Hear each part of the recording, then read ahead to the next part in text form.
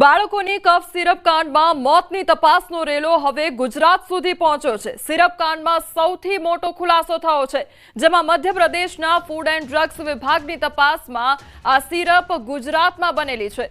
રીલાઇફ અને રેસ્પીફ્રેશ ટીઆર નામના કફ સિરપમાં ખતરનાક કેમિકલ ડાયએથિલીન ગ્લાયકોલનું પ્રમાણ નક્કી મર્યાદા કરતાં વધુ મળ્યું છે। તો ગુજરાત સરકાર દ્વારા બંને સિરપનો જથ્થો બજારમાંથી પરત ખેંચી લેવા માટે આદેશ કરવામાં આવ્યો છે। સુરેન્દ્રનગરની શેપ ફાર્મા પ્રાઇવેટ લિમિટેડ અને અમદાવાદના બાવળાની રેન્ડેક્સ ફાર્મા પેઢી સામે પહેલેથી જ દવાનું ઉત્પાદન તાત્કાલિક બંધ કરવાનો આદેશ આપવામાં આવ્યો છે। તપાસ દરમિયાન બંને પેઢીઓને નોટ ઓફ સ્ટાન્ડર્ડ દવાઓનો જથ્થો બજારમાંથી તાત્કાલિક રિકોલ કરવાનો પણ કડક હુકમ આપવામાં આવ્યો છે। આ બંને સિરપને છેલ્લામાં છેલ્લી બોટલ પરત ન ખેંચાય ત્યાં સુધી સમગ્ર પ્રોસેસ પર ધ્યાન રાખવા એફડીસીએના અધિકારીઓને આદેશ પણ કરવામાં આવ્યો છે। તો આરોગ્ય મંત્રી ઋષિકેશ પટેલે કહ્યું હતું કે આ સિવાયની જે કંપનીઓ કફ સિરપ બનાવે છે એની પણ ગુજરાત સરકાર દ્વારા તપાસ કરી પ્રમાણિત કરવામાં આવશે। તો આરોગ્ય મંત્રીના કહેવા પ્રમાણે રાજ્યમાં હાલ 624 ઓરલ લિક્વિડ એટલે કે કફ સિરપ સહિત દવાઓ બનાવતી પેઢીઓ કાર્યરત છે, જેમાં તમામ મદદનીશ કમિશનરોને તાત્કાલિક તેમના વિસ્તારમાં આવેલી દવા પેઢીઓની વિગતવાર તપાસ હાથ ધરવા કડક સૂચનાઓ આપવામાં આવી છે। તપાસમાં ખાસ કરીને પાણીની ગુણવત્તા, કાચા માલના સ્ત્રોત, ઉત્પાદન પ્રક્રિયા, ક્વોલિટી કંટ્રોલ સિસ્ટમ અને સેમ્પલિંગ પ્રક્રિયાની ઝીણવટપૂર્વક ચકાસણી કરવામાં આવશે। દરેક પેઢીમાંથી ઓરલ લિક્વિડ દવાઓના ઓછામાં ઓછા 5 નમૂનાઓ લઈ વડોદરા લેબોરેટરીમાં સત્વરે તપાસ માટે મોકલવામાં આવશે।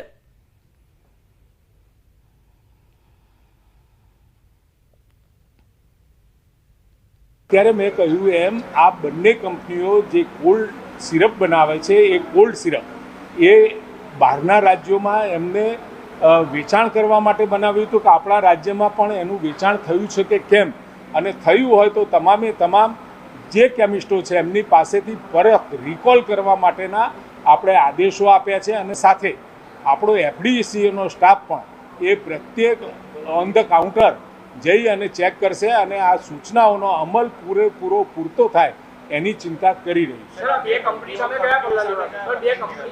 એને અત્યારે આપણે બાન કરી છે, પ્રતિબંધિત કરી છે।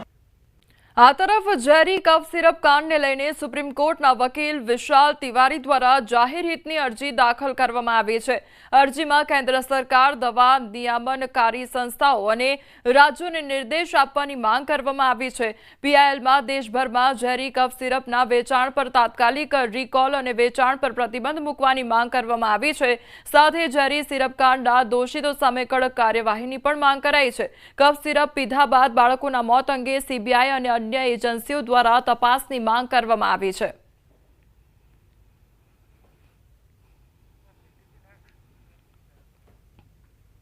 ઝેરી સિરપ કાંડ મામલે કેમિસ્ટ એસોસિએશનના પ્રમુખનું નિવેદન પણ સામે આવ્યું છે। દવાના વેચાણ માટે સરકાર દ્વારા બહાર પાડેલા જાહેરનામાનો અમલ થવો જોઈએ, જેથી રાજ્યમાં આવી ઘટના ન બને। એ ગુજરાતની 2 ફેક્ટરીઓમાંથી આ દવાઓનો જથ્થો ત્યાં આગળ સપ્લાય થયેલો હતો, એનું ઓલરેડી સરકારે એક નોટિફિકેશન જારી કરી તાત્કાલિક અસરથી એ દવાઓ ન વેચવા માટે ફેડરેશન દ્વારા આપ સૌ કેમિસ્ટ મિત્રોને એક વોટ્સએપ દ્વારા મેસેજ તમારા ઝોન, જિલ્લા વાઇઝ, તાલુકા વાઇઝ દરેકને મોકલાયો છે, તો નાનામાં નાના કેમિસ્ટ સુધી આ સમાચાર પહોંચે। અરવલ્લીના મોડાસા શહેરમાં ફરી આઈટીની તપાસ હાથ ધરવામાં આવી છે। સર્વોદય બેંકના 16 લોકરમાં તપાસ હાથ ધરાઈ। સીઝ કરાયેલા 16 લોકરને ખોલવાની કામગીરી હાથ ધરાઈ છે। બિલ્ડર્સ, ડોક્ટર અને વેપારીઓની હાજરીમાં લોકરની તપાસ હાથ ધરવામાં આવી। તો આવકવેરા વિભાગની ટીમોના ફરી મોડાસામાં ધામા જોવા મળી રહ્યા છે। તો આઈટી વિભાગ દ્વારા ફરી એકવાર તપાસ હાથ ધરવામાં આવી છે।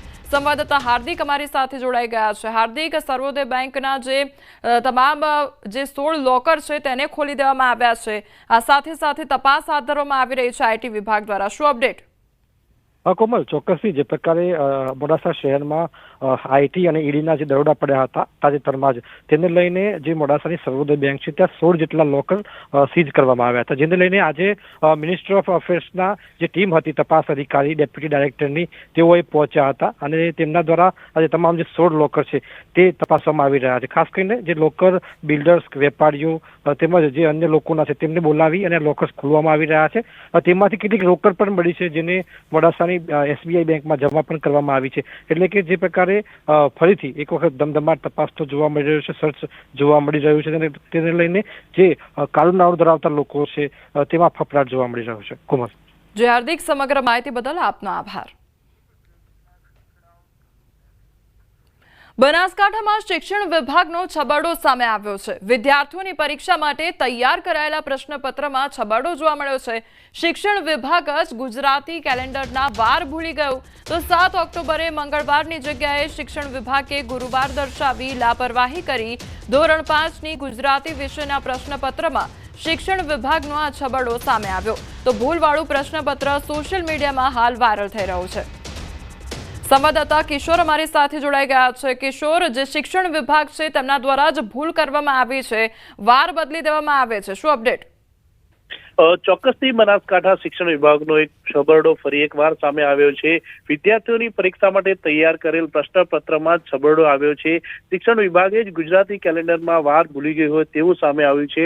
આજે જે ધોરણ 5ની પરીક્ષા હતી તેમાં 7 ઓક્ટોબર મંગળવારની જગ્યાએ ગુરુવાર દર્શાવી દેવામાં આવ્યું હતું અને ધોરણ 5ની ગુજરાતીના વિષયની અંદર જ આ છબરડો સામે આવતા આ જે પ્રશ્નપત્ર હતું તે સોશિયલ મીડિયામાં પણ વાયરલ થયું હતું અને તે બાદ જે છે બનાસકાંઠા જિલ્લા શિક્ષણ અધિકારી વિનુભાઈ પટેલ દ્વારા પ્રેસ બોલાવવામાં આવી હતી અને તેમને સ્વીકાર્યું હતું કે આ છબરડો જે ભૂલ થઈ છે, પરંતુ એ ભૂલ શિક્ષણ વિભાગની નથી પરંતુ પ્રિન્ટિંગ પ્રેસની ભૂલ થઈ છે તેવું તેમને નિવેદન આપ્યું હતું. આમ શિક્ષણ વિભાગનો છબરડો જે છે તે પ્રિન્ટિંગ પ્રેસ પર અત્યારે તો ઢોળવામાં આવ્યો છે અને આ મામલે તપાસ થશે તેવું પણ વિનુભાઈ પટેલે પ્રેસમાં કહ્યું હતું. જી કિશોર.